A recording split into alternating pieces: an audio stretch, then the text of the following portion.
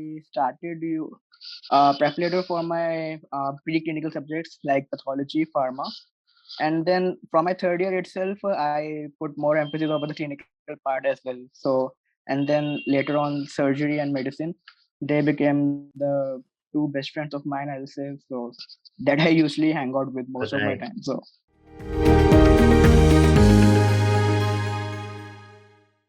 Hi guys, this is Dr. Pritesh Singh, PrepLadder Surgery faculty, and with me is Dr. Shubham Gupta, who secured 220 marks in December 2021 FMG exam. So congratulations, Shubham. Please tell us something about yourself. Thank you, sir. Thank you so much.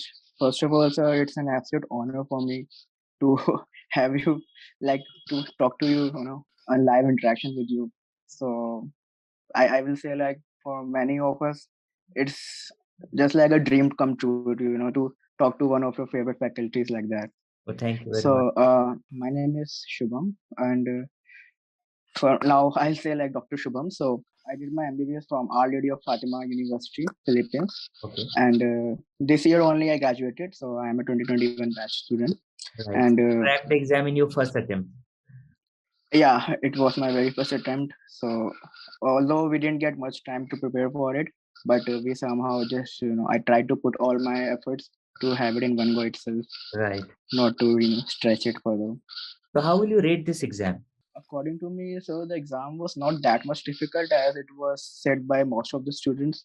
I'll say that majority of the questions were like kind of repeated ones, and there were some new questions itself, like which I guess no one have ever like thought even like these questions can be there also. So it was like a little surprise element as usual for us as well. And there were like some very least less important topics also, which are not usually asked in FMG patterns, but this time these questions were also there, which are usually neat pattern questions. So Okay. I will rate it like it was an easy to moderate, but like more of a moderate type of paper itself. Moderate type of paper. And what kind of questions were there? Because we were hearing from the students that sir, clinical questions were also there, integrated questions were there. So I'll say like around there were very few direct questions. I will say like around 20 to 30%, Okay. and majority were image-based questions as usual expected, the common ones, especially from surgery itself. And rather apart from all this, there were like many integrated itself. Like that's the new trending pattern nowadays. Over all the examinations, we have the common pattern that is being followed. So integrated and moreover, like it was I just mentioned like it was more of clinical this time. Right. So every year the clinical pattern is being like increased. So even this year also it was more the exam was more emphasized over the clinical part itself. And what was the subject weightage in this December exam? Means What's maximum that? number of questions were from which particular subjects?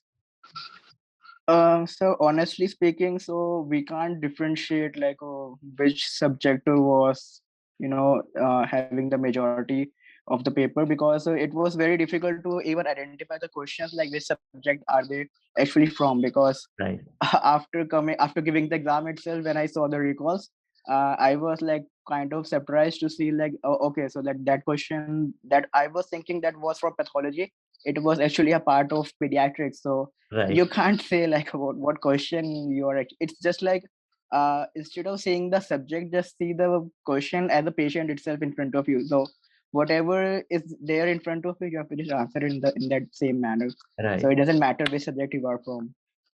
Okay. And when did you actually started your preparation? So honestly speaking, so I've been with PrepLadder for a very good time. I'll say like from my second year itself, I was introduced to PrepLadder by one of my seniors and a few of my class friends also. Right. So after that, I started PrepLadder for my preclinical subjects like pathology, pharma, and then from my third year itself, I put more emphasis over the clinical part as well. So and then later on, surgery and medicine, they became the two best friends of mine, I'll say. So that I usually hang out with most of my Right. time. So And These two were the best. what was your strategy during exam regarding solving the MCQs? So during the exam, I will share a funny incident that happened with me. Was uh, I know, like, if Dr. Vivek Jain will be seeing this, he's definitely gonna kill me after seeing the interview. But honestly speaking, I didn't prepare PSM very well because I am not that kind of student who can memorize a lot of stuff and factual data. I honestly I can't do that. So I tried doing PSM because I came to India last month only, so it was a very less time for me to prepare Right, PSM. I thought like to cover PSM in the very end, but it was not in my favor to give it a best throw of my to prepare for the exam. So I had very minimal knowledge of PSM, and my exams just when it started, the very first 3 or 4 questions were from directly from PSM, and I was like, oh shit, I should have studied it properly. But then I was like, yeah, okay, I will not start from the beginning. I just swept my screen and I went to the last question, and from that I came back, right, and that way I got my confidence. So first anatomy, then biochem, then physio. So one funny thing that I saw in the exam was like optha is a clinical subject, right? So but there were few questions from optha in the clinic in the preclinical part as well. So you can't say like okay, it's a part of physio or is it from anatomy. You just have to answer it. That's the game. right, That's why I said now that you can't say like which question from which subject came actually. So but overall, like I'll say the exam was pretty easy, except few like PSM. For me, PSM was kind of little tricky, and obviously Optha this time I don't know why, but I found it really tough to handle. So I guess the least I would have scored out of the 19th subject will be Optha for sure, right. and I guess the maximum I guess the that I would have scored this time was from pathology, surgery, and medicine. That I'm quite sure of Right. after seeing the recalls. And how much time did you spend on videos and question banks during your preparation? So since I was been with PrepLadder for almost like 3 years now, I'll say for videos also I have already seen the videos during my academic years. So it was like by the time I thought of like start my FMG preparation, I was already done with the videos around twice or thrice. So at that point of time, I just thought of like, why not just start with the rapid revision itself instead of going to the main sections again and again. I just opened the rapid revision and I did all those videos twice, and then one time again, I just saw the notes itself. And Right, the notes that I made in the earlier years, I had a just very fast brief up of all those stuff, and then it was done. So I will say like of out of 19, I was able to complete 17 for sure, and the rest too I know why I struggled in the exam as well. So that after like apart from these, I guess it was a good paper. okay. So And what was your frequency of solving mock tests? actually, I didn't do many of the mock tests, but I thought of giving at least 2 mock tests every week. Okay, But somehow I wasn't able to follow that thing. But I still managed to complete 3 grand tests before the exam as well, okay, and so that I would rate my performance at how good I'm performing as well. So my three grand tests that I gave. So the average score was somewhere around 170, 180. okay, So out of three, I started with a very low score, like around 152, and then eventually I grew up to 178 and 182. Then I got a little confidence and okay, like maybe like now I'm little prepared for the examination as well. So around 3 to 4 grand test. That's all I like gave before the examination. okay. And who are your favorite teachers in PrepLadder team?